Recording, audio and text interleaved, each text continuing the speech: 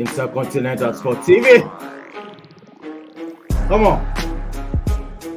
Yes. They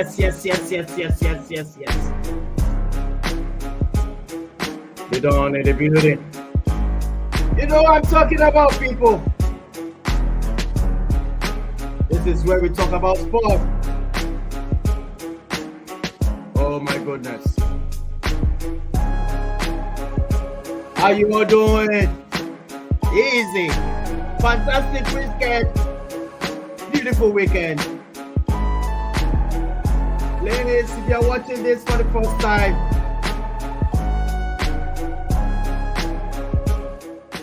this is INTERCONTINENTAL SPORTS TV.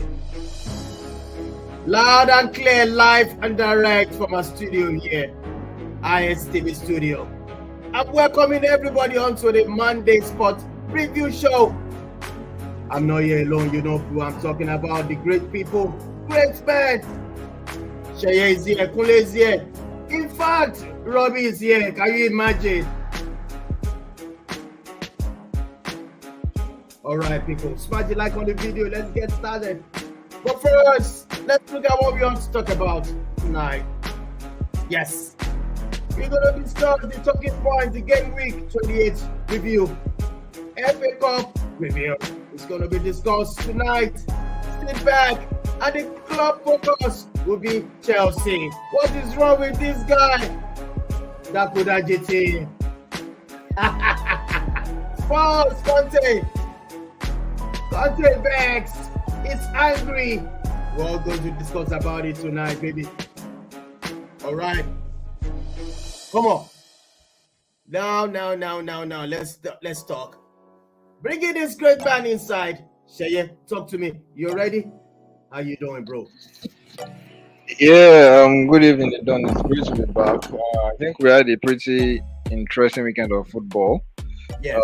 Interesting games, particularly in Spain, where I think the title race is more or less done and dusted with Barcelona beating Real Madrid 2-1. We had some interesting games in Serie A as well, with Juventus continuing their impressive run of wins.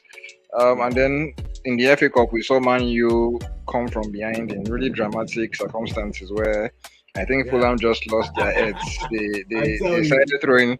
They lost their heads. They had two players sent off. They had managers sent off as well. Can you imagine? And it's quite a shame because they actually had a chance to have caused an upset.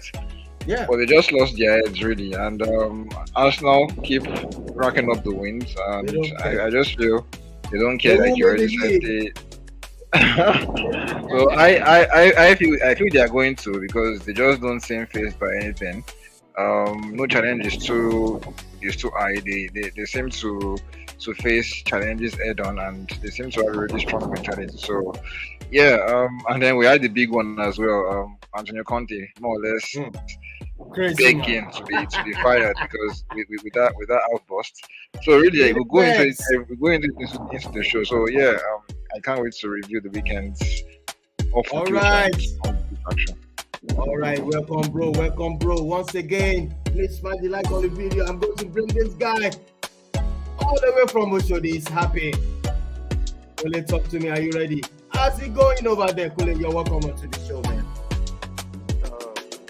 Good evening, Don, and good evening, everyone. It's a very chilling evening here in Oshodi. And yeah, it was a very great weekend of football, and can't wait to dissect it all. Yeah, you're welcome, bro. You're welcome. Thank you. Once again, the last man standing, Robbie is joining us today. The last man standing, don't mind him. He's ready. Okpetu is all the way from UK. Is also joining us.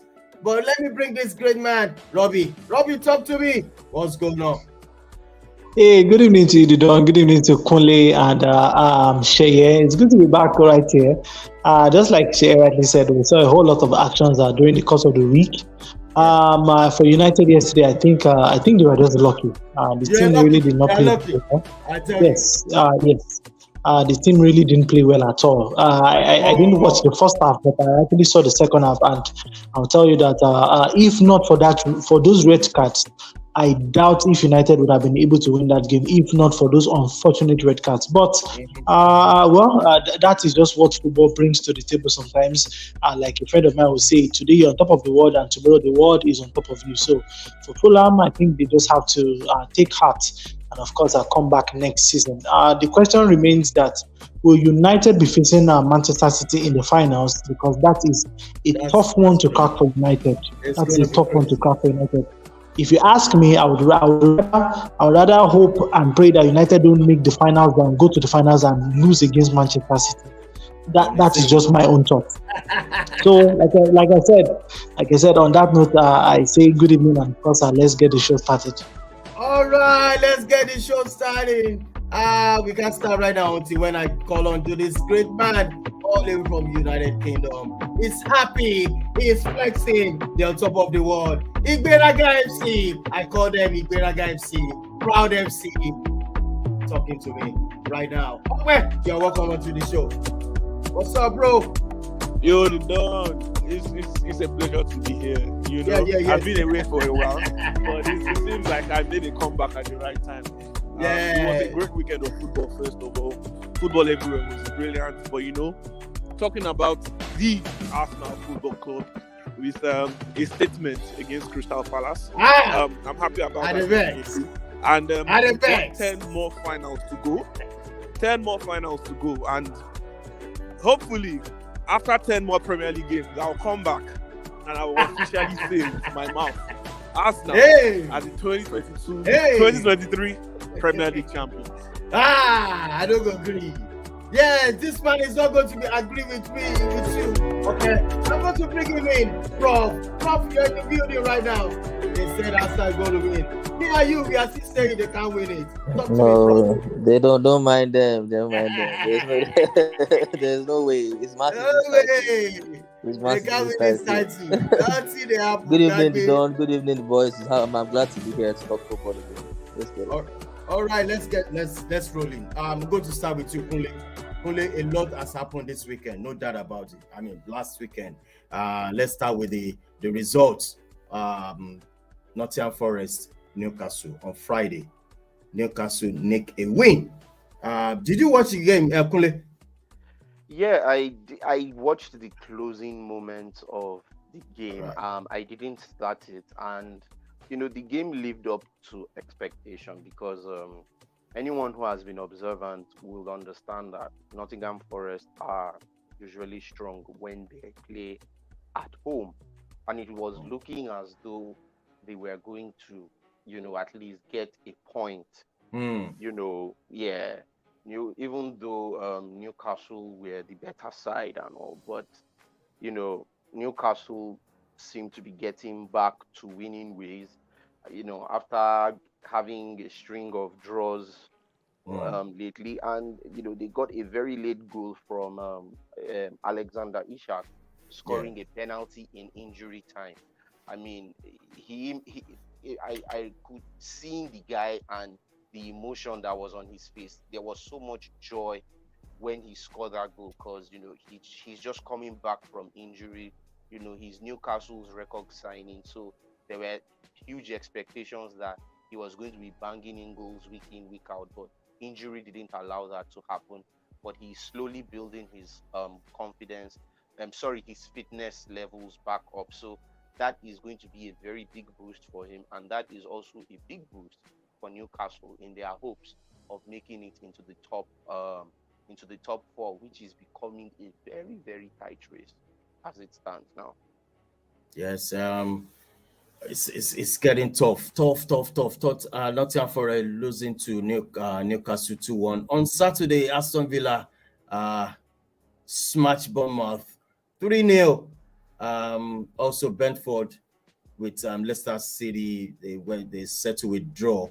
It is what it is. And let's move on to Southampton. That's where the tension is right now. It's Southampton 3, Spurs 3. It was 3-1, 10 minutes to go. They lost it.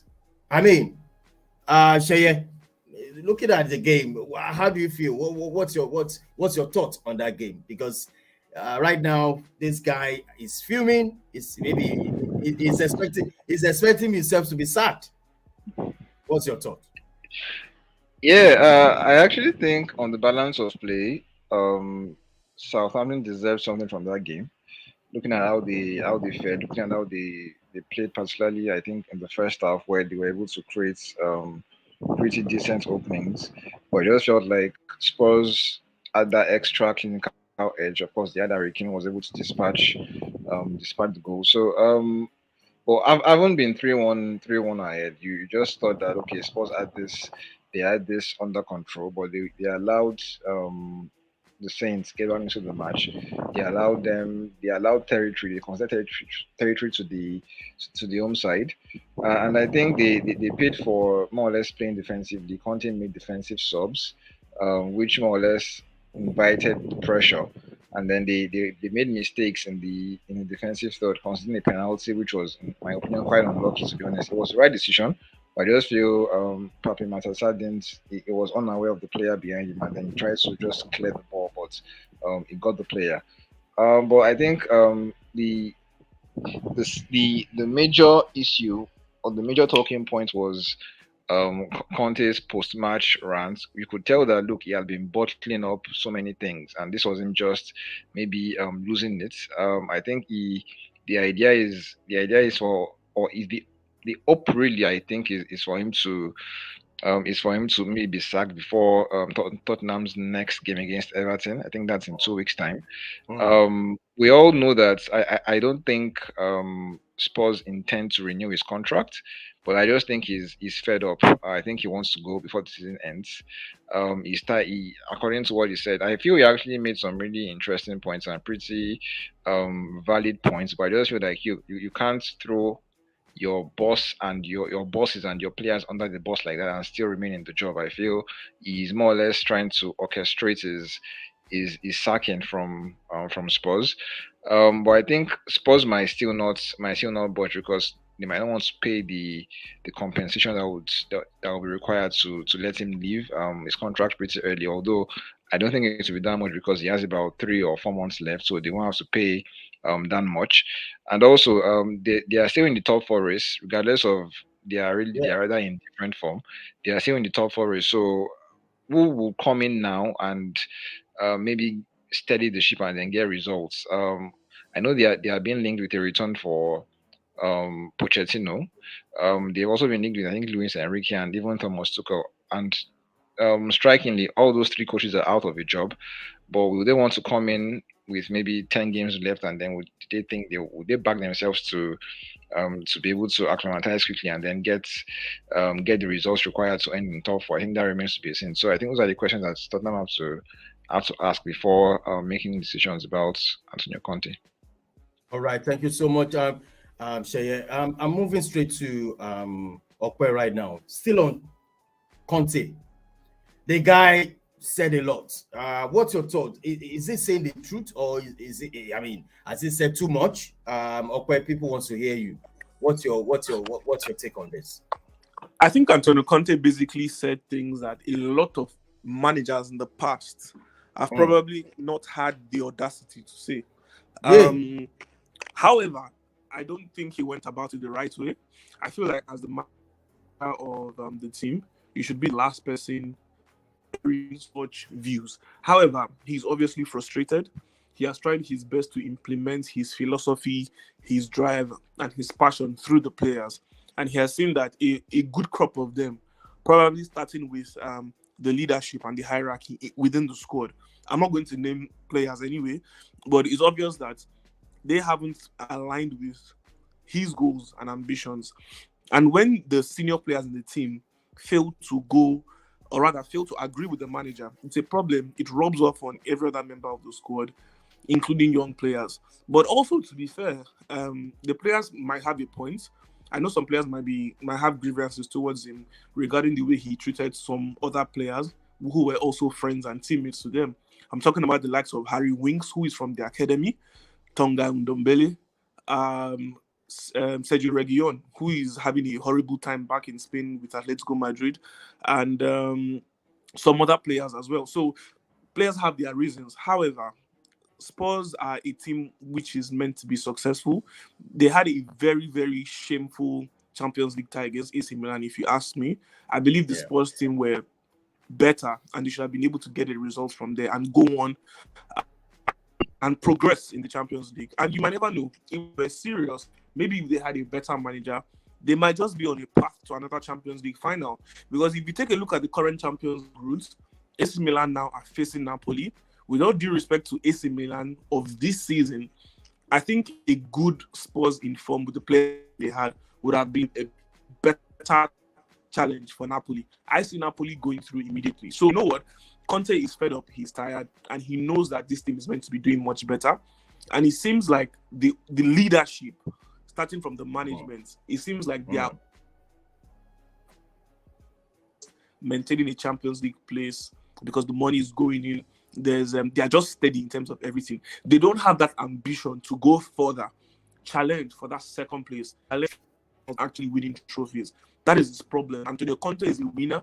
He works with clubs that equip him to win trophies.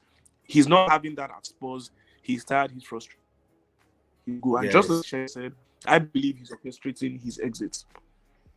Yeah, I think so. I think so too. Well, somebody said you should go and do interview with this guy that C. Ronaldo did the interview with. Piers Morgan. The problem is that Piers Morgan and Antonio Conte will never be. Never. So, exactly. Ever. Ehis, welcome to the show. Do you have anything different from what Okwe said? Maybe you think Conte is saying the real deal. Do you have any thoughts about Conte concerning? Yeah, good to be on the show, man. You're welcome. Yeah, a lot to be said. This was a manager that last season complained or said true a jibe at Mikel Arteta that he complains too much, and I'm surprised he's the one complaining now. I think he has had it full to the brim, and he just couldn't hold it back, and he just had to, go on that outburst. And if you look at what he said in introspect, there is a lot deeper than we're saying. If you say players are selfish in the terms of what the sports players that get onto the pitch to play that match against Southampton at the Saints at Southampton all wanted to win that game. They needed to pick that 3 points. So selfish in the sense of not wanting to win. That's a question. That's one question. Selfish in the sense of what? I still don't get it. Maybe he needs to clarify. But the outburst, like Okwe said, possibly or probably is orchestrating his exit. We know how this thing works. Conte comes, we know he has a history of, if things are not going his way, he tries to, play the role of the rabble rouser, try to scatter everything, and just for him to have his way out of wherever. And he's not the type, when he was signed, there were a lot of question marks on that signing. That what is Tottenham thinking about? If you're looking at the future, Conte is not the type of manager you are to start. But if you're looking at short-term success, he could provide that. But the 2 years he has spent, he has not been able, to deliver anything for Spurs. And here comes. Don't you think, Ehis, don't you think the club did not? Did exactly what the coach wanted? For example, signing of players. It seems he's angry about the signings. This is not what he wanted. What's your view on that? We actually say it's the problem of Conte and not the club. That could be argued. It could be argued, but we all saw the players they signed last summer. I said it in our previous episode that you cannot have Champions League football and be signing the likes of Jens Spence, be signing the guy from Barcelona. What's his name again? The left full back. Singlet.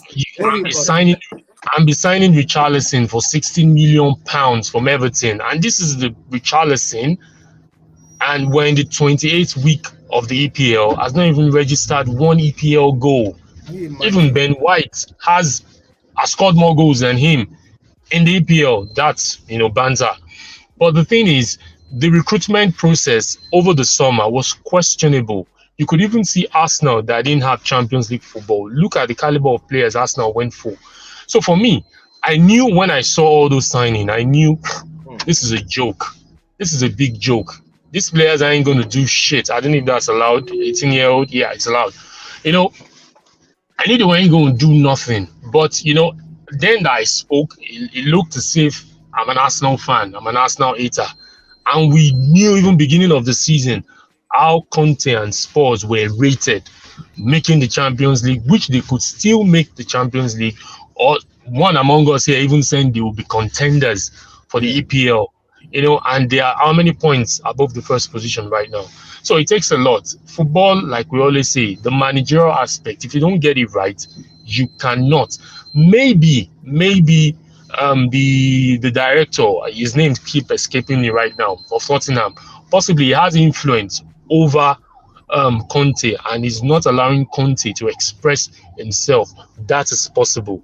We also saw what happened before Conte joined in. Imagine a team that has not won any trophy since 2008. You finally got into the Carabao Cup final with a Jose Mourinho and you sacked him before the final. That shows the seriousness and that shows the level of seriousness of Tottenham. But that's just much I can say. Conte, he has every right to bust. He has every right to say what he wants to say. Maybe he's orchestrating his way out. Who knows? All right, so let's talk about the next game. Wolves lost to Leeds. That's another fantastic game. Robbie, did you watch the match? Hello, Robbie. Can you hear me? Yeah. Yes, I can hear you. I can hear you loud and clear. What's your thoughts about the game, Wolves versus Leeds United? Were you able to watch the match? I think the game is a big booster for Leeds United. Yeah. At first, when I saw the score, I think in that game, if I'm not, of course, when I went back later on to check the fixture, I found out that Leeds actually they won that game convincingly or more or less comfortably. If you are looking at the score line in that particular game, and I think, like I said, it has given their relegation fight a boost. Is a very, very serious boost for that matter, because like I said in our subsequent editions, that the title race is something to look forward to, yes, but the relegation dogfight in itself is where the fun is, because a team that is maybe 17th or 16th going into the next round of fixtures can find itself in the relegation waters.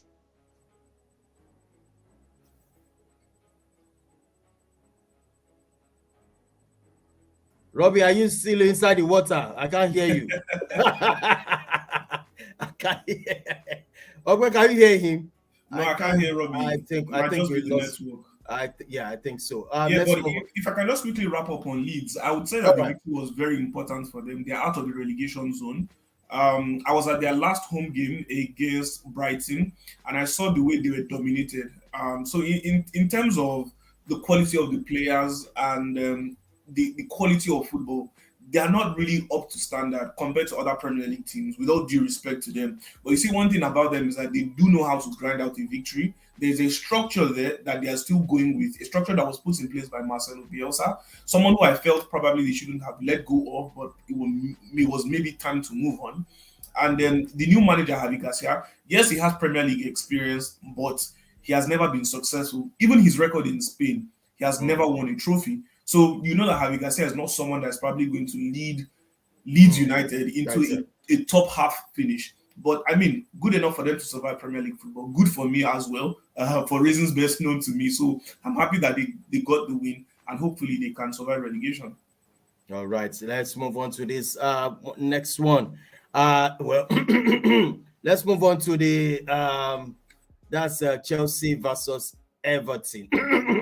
Let me clear my throat. And somebody's I don't know where to even start from this club.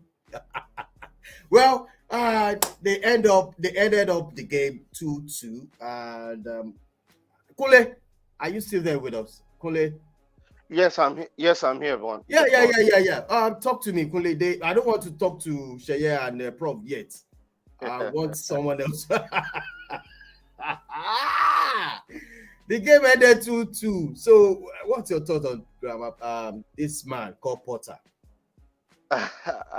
Well, I would say Remember, that, Kunle, the game ended 2-2. Remember? yeah, no, I would say maybe I could say maybe it was destined to end that way, for the reason being that, like for one reason, and that is the fact that, this is already injury time in the season. And like we said, this is where those bottom club teams start picking up the points that they should have been picking up at the beginning of the season. And I think we're seeing it now with Everton, right?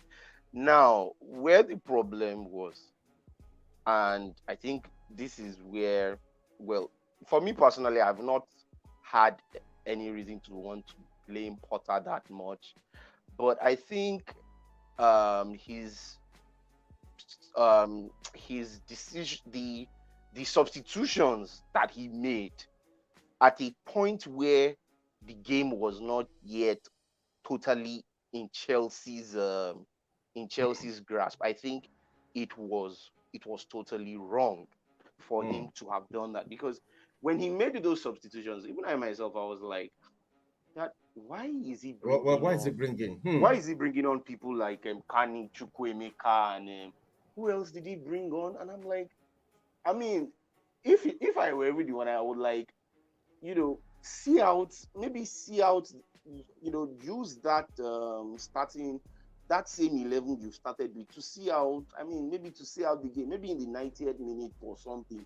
That's when you can do that, just to buy out some time and all. But I think he started he brought in them around, was it 70 something minutes? And I was like, this is Everton, man. I mean, even without Everton struggles, they are usually a thorn in people. Now, in a situation where they are fighting for survival, they are going to be hungry.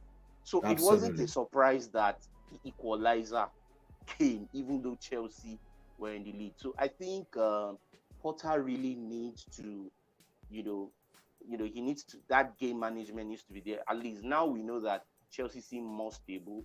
I mean, now that Reece James and Ben Chilwell are back, Mateo Kovacic as well, there seems to be a little bit stability now. So I think Potter needs to manage it better, because this is a very, very critical point in the season, and you cannot, you can't be dropping those kind of points. Otherwise, I mean, I'm sure they are trying to make it into the top four, even though the the gap is, I don't know what the gap is now presently, but it's tight. So you can't be dropping points at this kind of time. So I would say it was a very bad move on Potter to make those, I'm going to thank you so much, Kunle. I want to ask the Chelsea fan, proper Chelsea fan, Prof, to be candid. You are proper Chelsea fan. No, let me finish now. Sorry. Is Kunle trying to be political? Is he trying to be political? I think so. That's why Kunle is trying to be nice. Kunle is just trying to be nice. Doing this. The manager that is don't be nice. Has invested over $300 million or pounds. Let's and he's doing that. I say you don't want to blame him. No, He's invested. How much was invested in the Arsenal team when Arteta took over? Arteta finished 8th, and the whole world came for his jugular. Please say it the way it's supposed. They are still in number 10. Why would you say you don't want to blame a manager that they've invested about $300 million? But I called him out now. I don't understand. I called him out. Please, you need to call him out and hang his head dry, though.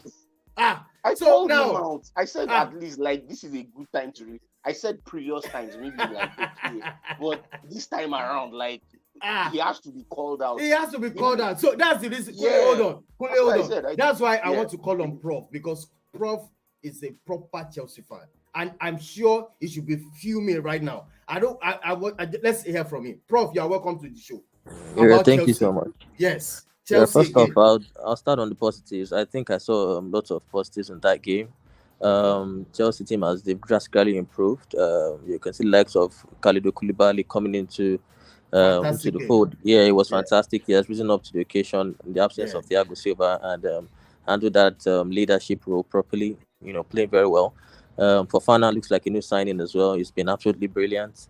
The signings Enzo Kovacic and Enzo Fernandez. Enzo Fernandez has had more touches than any other player since he put on the Chelsea shirt, and also is also the player with the most forward passes since he put on the Chelsea shirt. So he's beginning to to come into to show that stature. That is a massive player. Chelsea had 20 shots on target, 20 attempts on goal. Sorry, 7 shots on target. I think it's an improvement to what we've seen before in the past. So there was a lot of positive to take there. Chris James coming back, Chilwell playing very well, creating more chances, but we're still not taking lots of chances. Now, the game went on in the first 20, 50. I think somebody's yeah, the game started on properly, and Chelsea bombarded the Everton. We should have Yes. scored earlier than we did, and we should have scored more goals. But then we went ahead and we were pegged back, and we went ahead again. The substitution from Porter was suspect. It was a little. Absolutely. I can understand it. I can understand what he's thinking.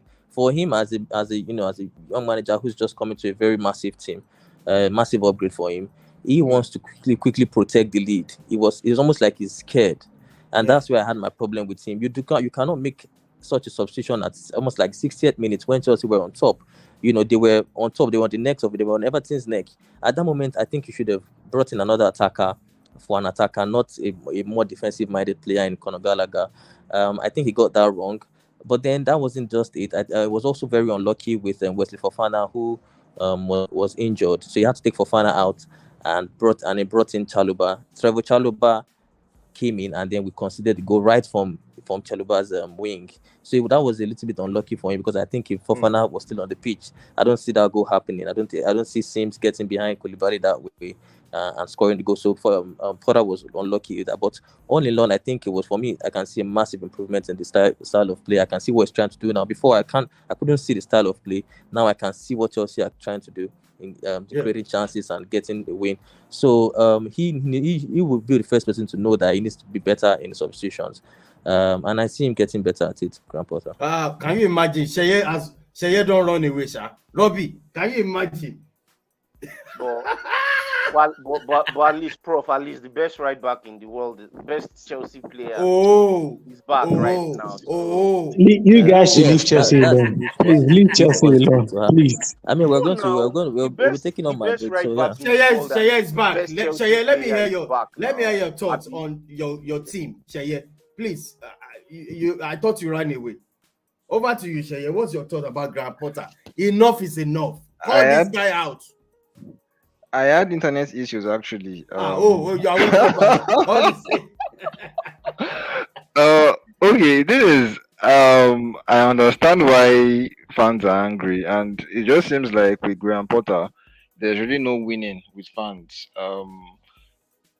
I think you can look at this from the two sides. In the games Chelsea were winning, I said I was still not impressed with Chelsea's control over games. I feel there were instances where against Leeds, against Leicester, against Dortmund, where after going in front, they stopped playing. They began to cede territory to the opposition. They began to drop deeper. And in a sense, you can understand why, because this is a team that had the really prolonged period without winning games. So whenever they are actually ahead now, they seem to maybe they play like they have a lot to lose, and they tend to maybe play deeper and try to preserve what they have. When at times you feel like they can maybe add the second goal, but maybe they also feel that they are not at a stage right now in their development where they feel they can maybe play on the front foot for 90 minutes, or at least for the most part. Against Everton, before Chelsea went ahead, I feel what we saw was really interesting and really incredible, in the sense that Chelsea played really well, created several half chances. They pressed really well without possession. They were able to they also counter pressed really well when they lost the ball. So it was really good. But after Joao Felix put Chelsea ahead, there was that sense of them all again having something to lose, and they began to allow Everton back into the game. I feel Gallagher coming on for Pulisic was a somewhat bad move. Although looking at the game, looking at where Gallagher played, he actually it wasn't a 3-5 when Gallagher came on. It was still more or less a 3-4-3. Gallagher playing off the left flank. Well, I just feel like Chelsea. I just feel like the sub still he had a psychological impact on Chelsea's game, and then bringing on the likes of Chukwuemeka and Ruben Loftus-Cheek, I understand, or I understood the logic behind those subs, because at that time Everton were playing crosses, they were playing long balls into the box, so he needed a bit of height to defend against those long balls and against those crosses. Of course, it didn't work out. So, and fans, I feel, always look at the outcome and not the process, and not the thinking behind those changes. If Chelsea had kept attacking and they had drawn, fans would have said that was naive from Potter.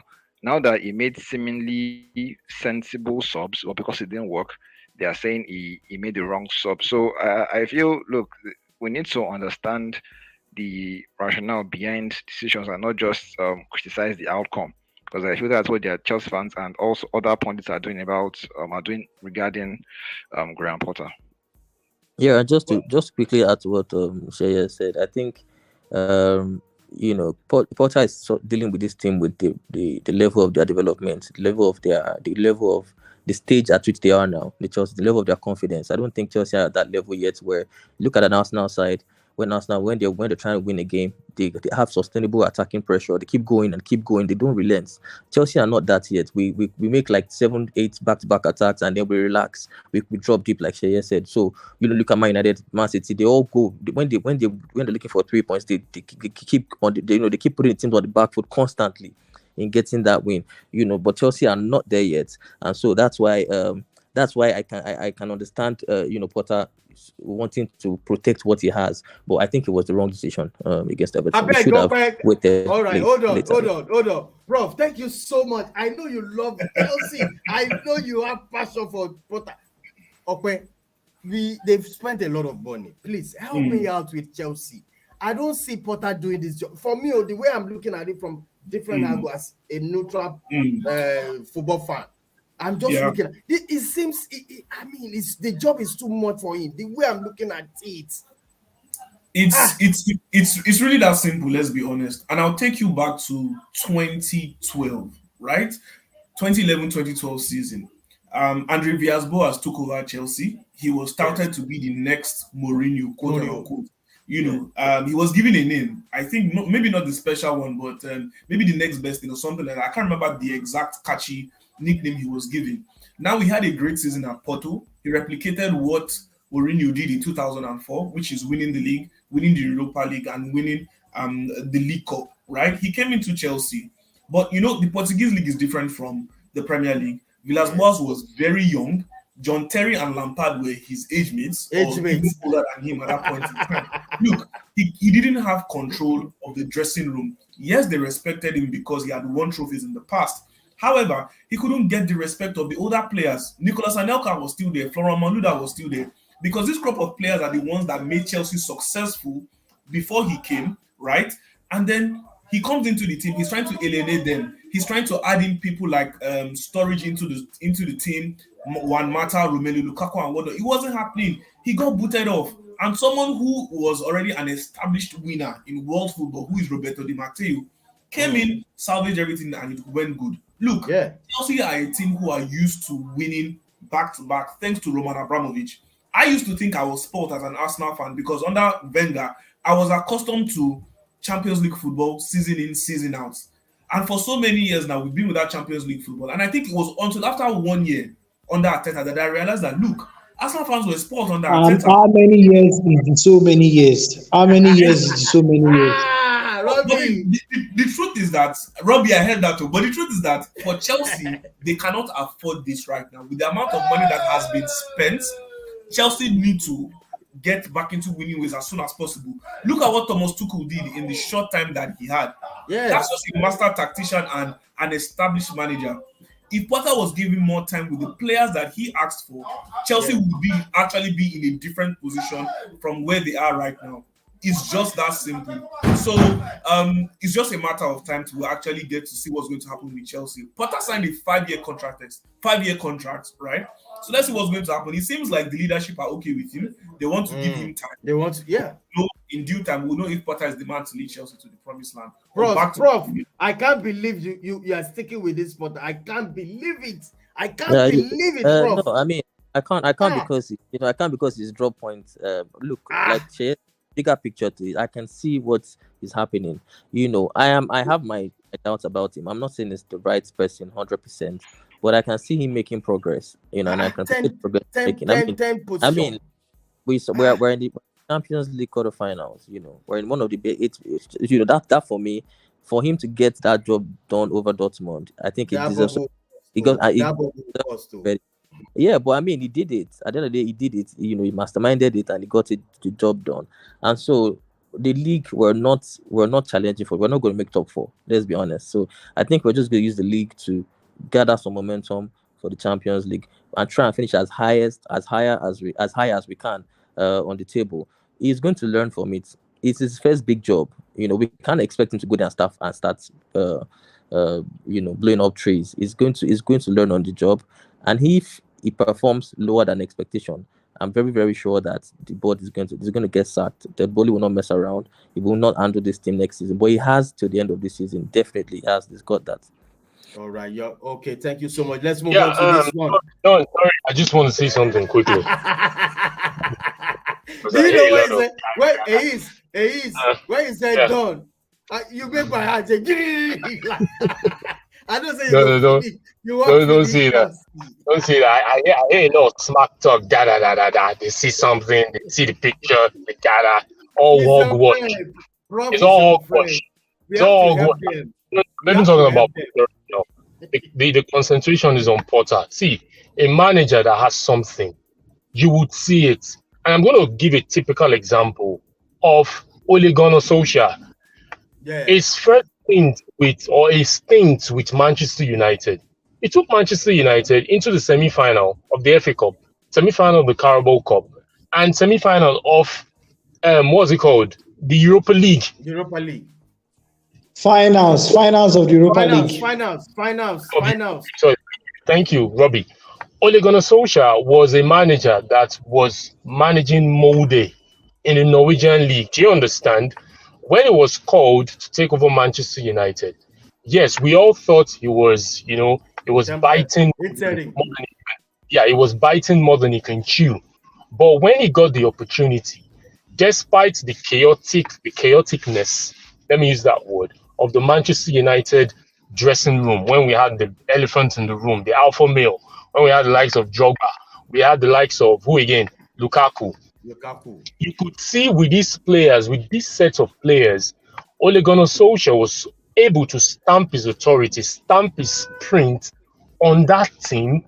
And despite Manchester United is not the team that I support, but I can use them as a case study when it comes to trying to explain to some people that Potter doesn't have what it takes. Because the thing is, you cannot give what you have. As a human being, I am configured to walk. I cannot fly.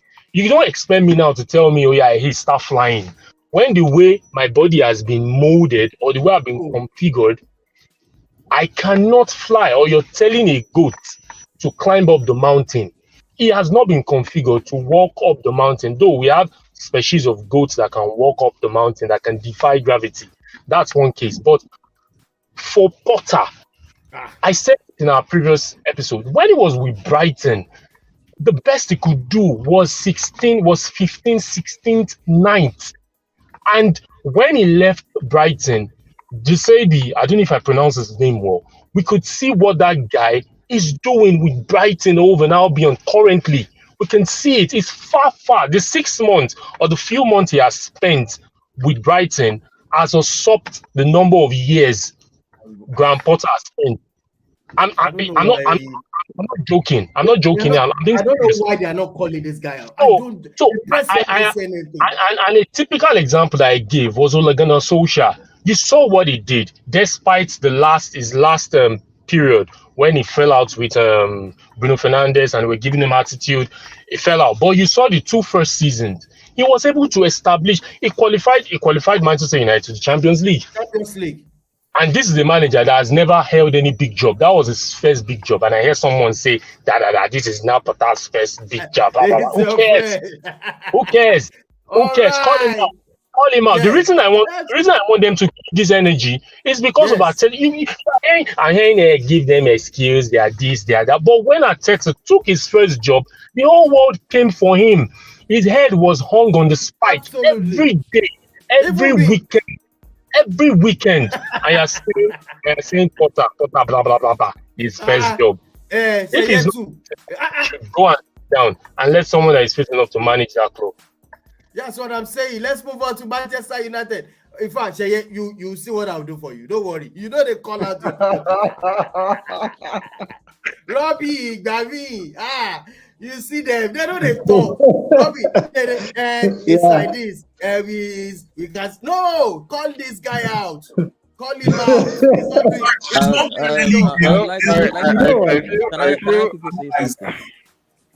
I would like to reply. I think he lacks. No. Hold on. I'm not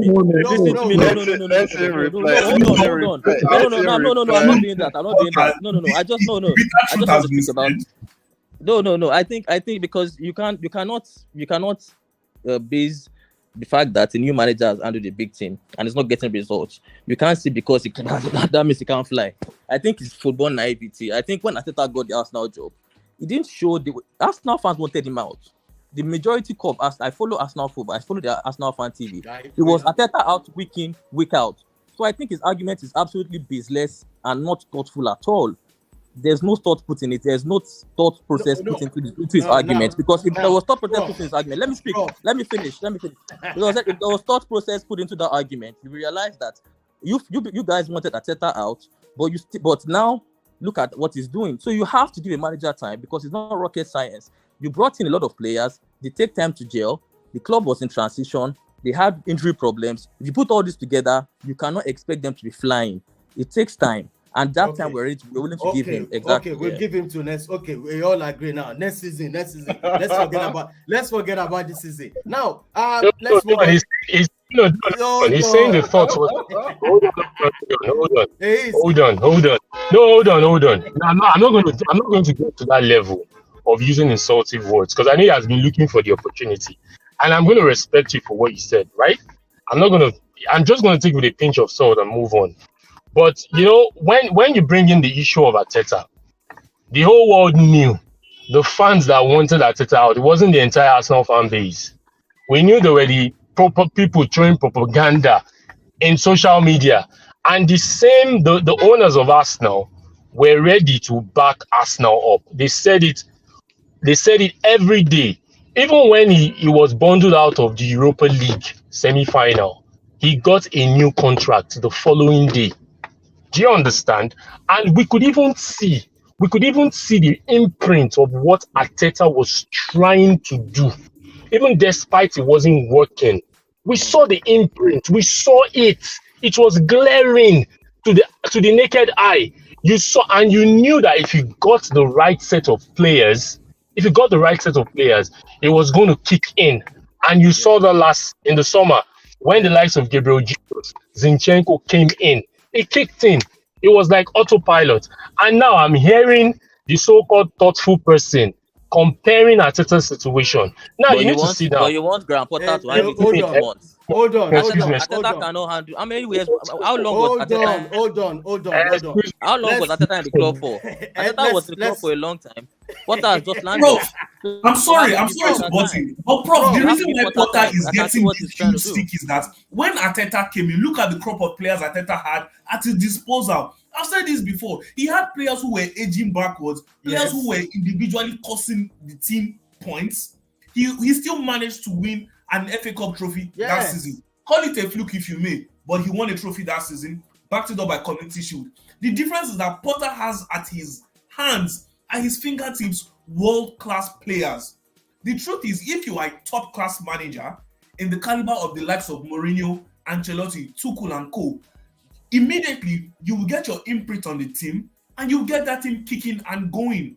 There is obviously something wrong tactically in a way that he's not able to get this car. That is what we are saying. That's the problem. The difference that Arteta had little, with the little he had, he was doing his best. Switch to a 3 at the back. All right. Guys, why did you repeat my friend? All right, let's talk about this Manchester United. Robbie, quickly give us the analysis of that match. You know, it was a crazy match. It's still a Premier League match that we've not analyzed, though. The last Premier League match of You see now, you see what you guys are doing. Now let's talk about Arsenal. I'm sorry, guys, because so many Arsenal fans, they are watching this. They want us to talk about Arsenal. They are flying. Forget about it. This team, I think I'm trying to 10 games to go. If I may ask, I mean 10 finals to go. 10 finals to go. 10 finals. Robbie, can Arsenal actually, I mean, take it to the end? Robbie. I think Arsenal can actually take it to the end. No shades intended. But I think they have a much more tougher road to walk than Manchester City, because Arsenal still have to play the likes of Liverpool. They have to play Chelsea. They have to play City. They have to play on a good day. They have to play a couple of teams that are also fighting for their lives. They have to play the likes of West Ham. They have to play Southampton. I think they have Brighton. They have Brighton and Hove Albion as well. So they have Newcastle. Let's not forget Newcastle. So the 4 major games that Arsenal have got on their hands, you have Chelsea, Liverpool, Newcastle, and Manchester City. Those are the 4 big teams that Arsenal have got to play. If they can, for the other small teams, I believe and I trust that Arsenal will beat them. But these 4 games. Hold on, okay, bro. I'm so sorry. Can they pull this thing to the end right now? I mean, in fact, 4 or 5 games final for Arsenal to decide this. Well, I'm not disrespecting other clubs, but I'm saying 5 big clubs for us. I mean, Robbie, can they pull this thing to the end? Like I was saying, that as it is, Arsenal can do it if they can navigate safely the games against Newcastle, Liverpool, Chelsea, and Man City. They can do it. For the other teams that they have to play, I don't see any issues with Arsenal. Arsenal will beat those teams. On the other hand, aside Liverpool, Manchester City have to play. I think they have to play Chelsea, and they also have to play Arsenal. So Manchester City really don't have that crunch kind of game at this point in time. Maybe this is when, just like that thing that Prof says, that Manchester City will go on a run. Maybe this is when we're going to see it. But they don't have those tricky ties the way Arsenal has it. So if Arsenal can navigate those 4 ties, I believe they should be able to come good at the end of the season. But for the title race, I see it going down to even the last day of the season. It's going to be tough. Straight up. I'm not going to call Kunle now. I want to talk to an Arsenal fan. Arsenal fans, if you are watching this anywhere you're watching, you can call in. This number is strolling on the screen right now. On WhatsApp, you can get to us. What do you feel about Arsenal? Can they pull this into the end? Because for me, as a Manchester United fan, we forget about it. We can't do anything. We have done for this season. So, Arsenal fans, who is going to start? Is it Ope or Ehis? One person you have to talk right now. I don't mind. I don't mind starting. Man, I see. Don, you caught me. Allow me to talk. Yeah, you're done. Allow me. Ehis has the floor. Fine. I'll go after Ehis. Yeah. Please, can you guys pull this into the end? People want to hear Arsenal fans talk in this game. The race is going to be tough. After the internationals, I mean, it's going to be massive. Okay. Anyway, I appreciate you, by the way, for letting them know that my thoughts were well put out and backing me up. Despite don't know what's in me to talk. Okay, thank you for backing me. Yeah, because that we don't get emotional. We have thick skin for this. We've been doing this for how many years? So someone using words like that, do you think that's going to get to me? That's so shallow and so naive of that person. But by the way, it's a pity that the international break is coming at this time. you know, and Arsenal are in a kind of momentum. You know, they've gone 6 games, they've won 6 games. After that proverbial game against Man City, that ultimatum that people felt that after that game, if we lose, that's the end of Arsenal. And we saw how they bounced back. The the mentality of winning 6 straight EPL games after that Man City loss, and definitely bringing 8 point gap. Everybody go collect. No Allah. Yeah, increasing the 8 points, increasing the point between Man City and them to 8 points, despite Man City playing 1 game less. But like they always say, points on the board is important than a game in hand, and that is the pressure Arsenal has put back on Man City. Yes, possibly Man City, they've been there, they've done it. They've been there, they've done it for straight season. And I read out the stat 2 weeks ago when I was calling out as at game 26, the number of points Man City has accrued. It is still, the difference was just 2021 or 2020 when they accrued 52 points or 51 points, if I'm not mistaken. So the difference is not that much. Man City is still that good and professional team that you need to be wary of. But the point is, you need to give them the respect. But the point, what I see people doing is, you know, thinking Arsenal is not in that ilk of Man City. You could see the entire season, 28 games. They've only lost 3. Even Man City this season, they've lost 4. Man City has not been consistent the way Arsenal has been. And I know everybody's just setting that trap, waiting for Arsenal to lose. But the thing is, the mentality this group has gotten this season is something you cannot just bat your eyelid over. And you can see on Man City's side, they have the likes of what's his name? The robot, Haaland, scoring 28 goals. Possibly Haaland and Chelsea, they are chasing each other on who is going to score the highest number of goals. Because Chelsea this season, they've scored 29 goals. Haaland has scored 28 goals. This man.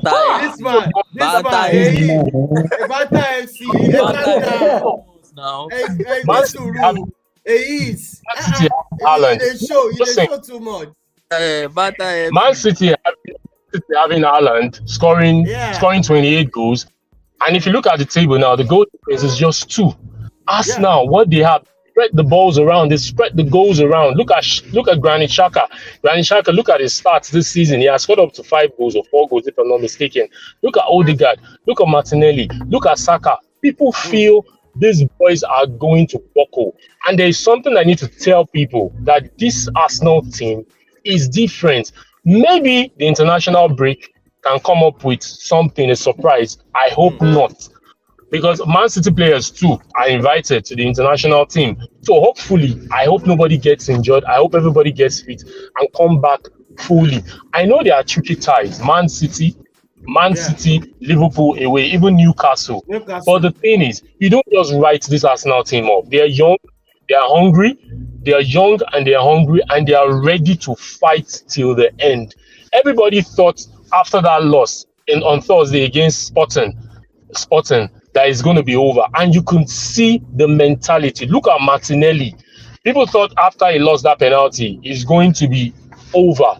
And this thing is typical of us now. Once they drop, if you look at it, look at our past 3 seasons. Once we drop out of the European competition, our league form just goes to shambles. But this team has been able to come back after every defeat. Like I said earlier, it's painful. The international break is coming next weekend to stop the momentum. But I just hope these Arsenal players, they are ready to give the fight. 10 games to go, 8 points difference. Let's see what happens. All right, guys. I know I want to say something quickly. Yeah, and I'll be quick. Kunle, I'm coming for you, please. Just let the what's it called? I call them one kind of FC, Ibera guy FC. No, continue. Something briefly, but let me go ahead. No problem. Okay, talk to me briefly. Just all right. So Ehis has spoken as an Arsenal fan. So I'll just speak as an analyst, and I'll just give you a few facts. Right. So first of all, Arsenal is the first team in the history of English football to win 9 London derbies this season. Right, that is absolutely fantastic.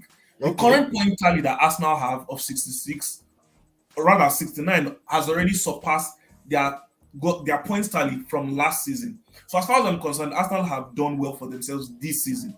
Yes, the title is for Arsenal's to lose because they're in first position. However, from the trajectory of Arsenal and the plan of the club, winning the league is 2 steps ahead of what they have planned ahead.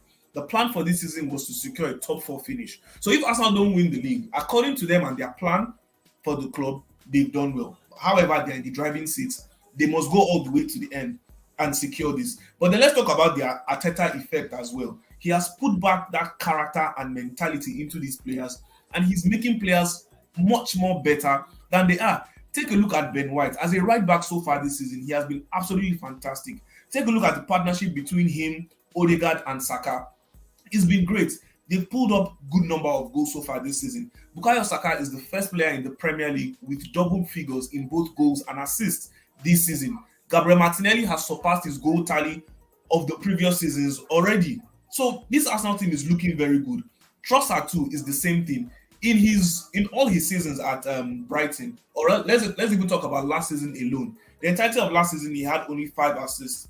In the number of games he has played for Arsenal, he has 5 assists, the same number as well. So you can see the way Arteta is making all these players much better than they actually are.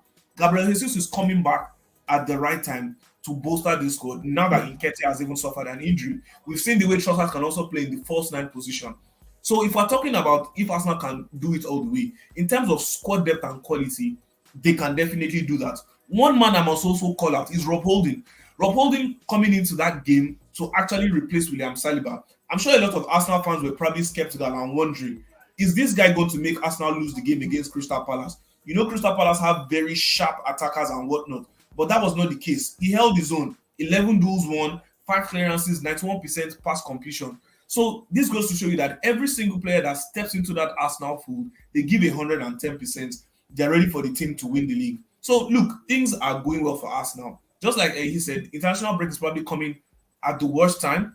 But then again, if they want to win the trophy, they need to show that they have what it takes. Man City don't have it easy. They have a tough fixture congestion as well. But to make it worse, Manchester City are playing in the Champions League quarterfinal to add more pressure to them. Yes, they have the quality to do it. But they have the finance and the form. Time will tell. All right, thank you so much. Kunle, straight up to Manchester United. Hold on, you don't. I need to speak about Arsenal. I mean, you get the other boy spoke about Chelsea. I would like to talk about yeah. I'm sorry. Yeah, look, the difference between the difference between an emotional Arsenal fan and the other type of Arsenal fan is this. Their legend, Martin Keown came out and said it. I mean, I don't think there's a bigger Arsenal fan than Martin Keown, than Invincible. He has his doubts about Arsenal going all the way. Because something basis for arguments. My basis for my argument is very simple. An Arsenal fan will make his basis on this season.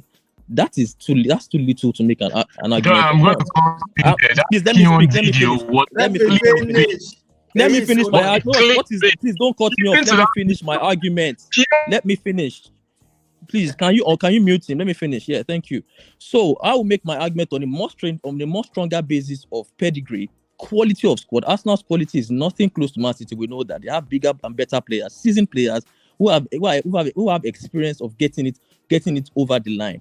They have a better manager who is ruthless, who is an animal, pretty much in winning titles. He knows how to do it over and over again. So I am making my argument based on this fact. They are making the arguments based on what they've done this season.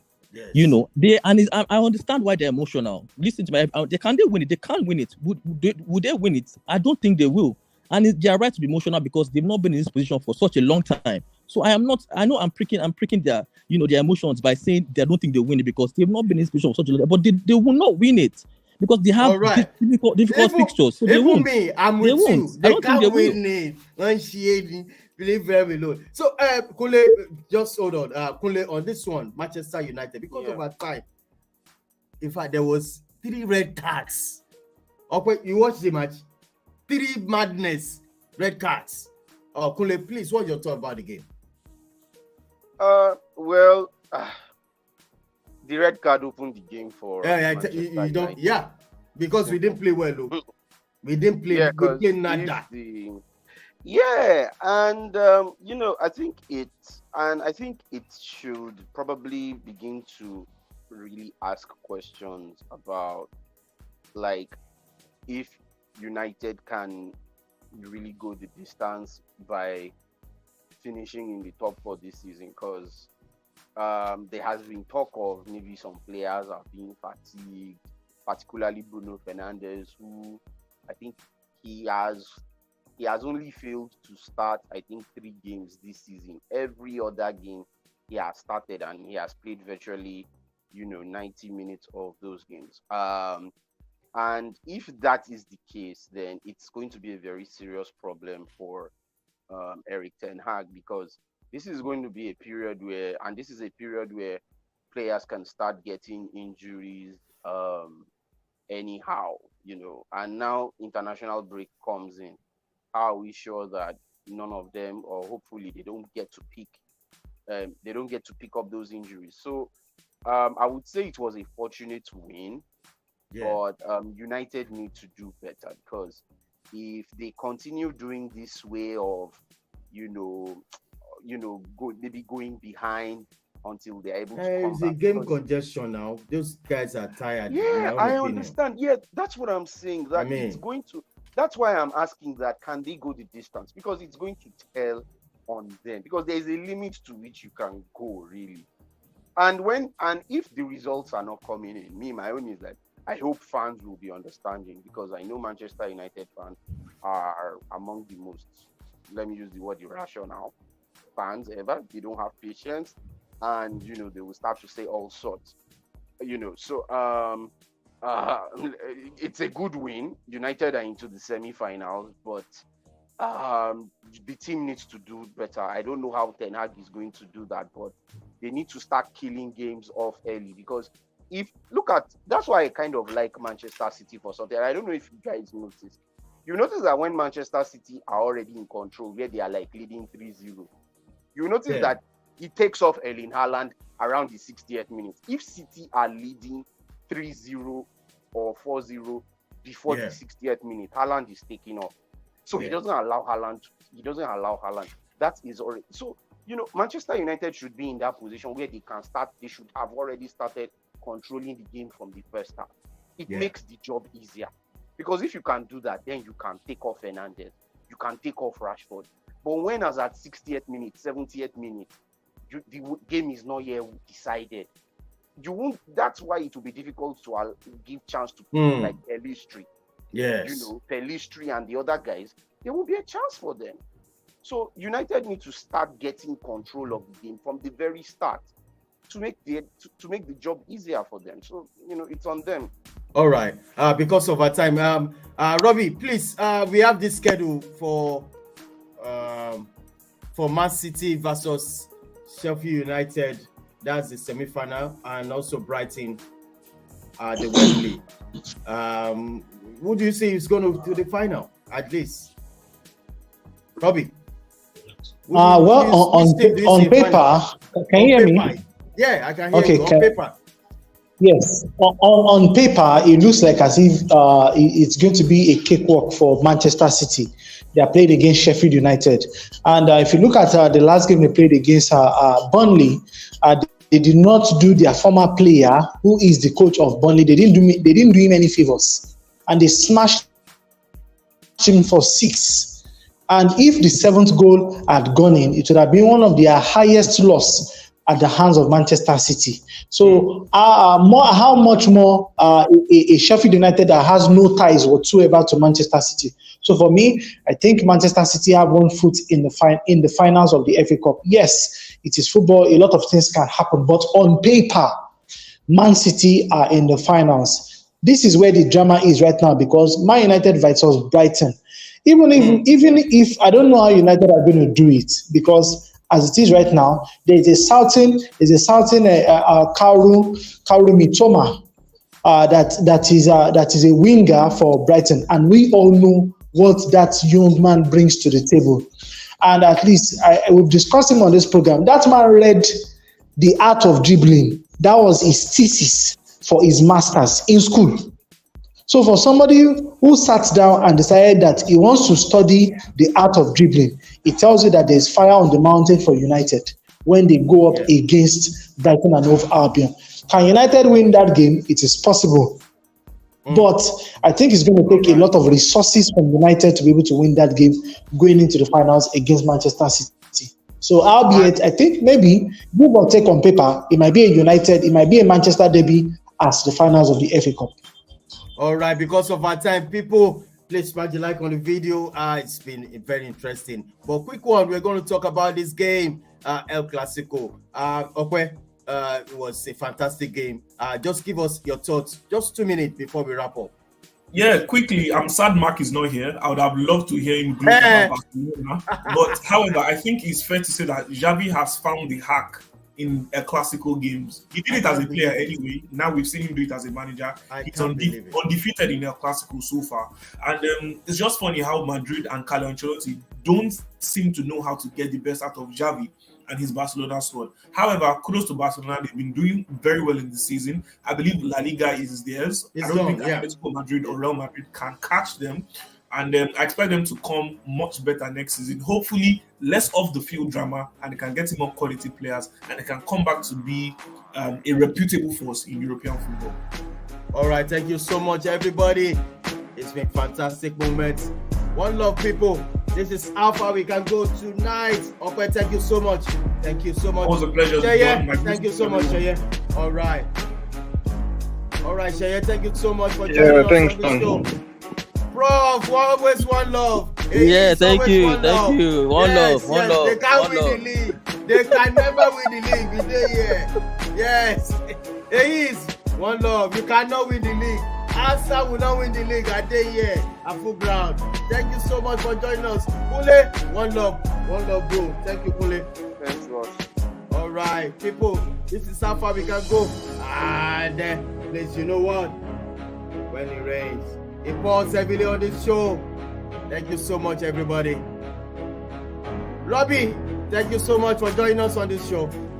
Fantastic. Thank you so much. John. All right. All right, people. This is INTERCONTINENTAL SPORTS TV. Smash the like on the video. See you guys once again. Bye for now.